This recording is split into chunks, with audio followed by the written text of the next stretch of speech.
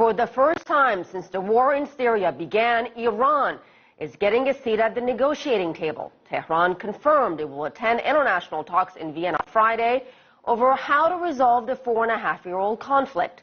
CCTV's Julia Lobova reports. Moscow has welcomed the move to invite Iran to talks in Vienna on Syria.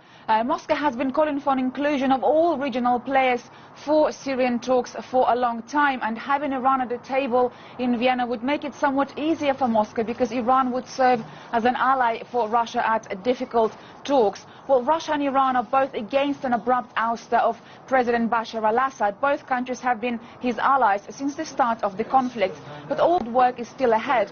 The future of Bashar al-Assad is one of the main questions in Vienna on Friday, but Russia and Iran are both against his ouster. But Iran joins the talks in Vienna on Friday alongside with Jordan and Iraq and Egypt. But on Thursday, Moscow will be holding talks in a quartet with the US, Turkey and with Saudi Arabia. Well, where all this leads remains to be seen. And there have been some reports, some human rights groups say that Russian airstrikes in Syria have killed dozens of civilians. Well, Russian Defense Ministry denies this and says that these allegations are part of an information war waged against Russia, and the Ministry of Defense has demanded to see proof of that. And meanwhile, Russia's first casualty in Syria was reported on Tuesday, a 19-year-old contractor who was serving as a technical specialist at a Russian airbase in Syria. Well, the Ministry of Defense says that he committed suicide, but his family is saying that he could not have committed suicide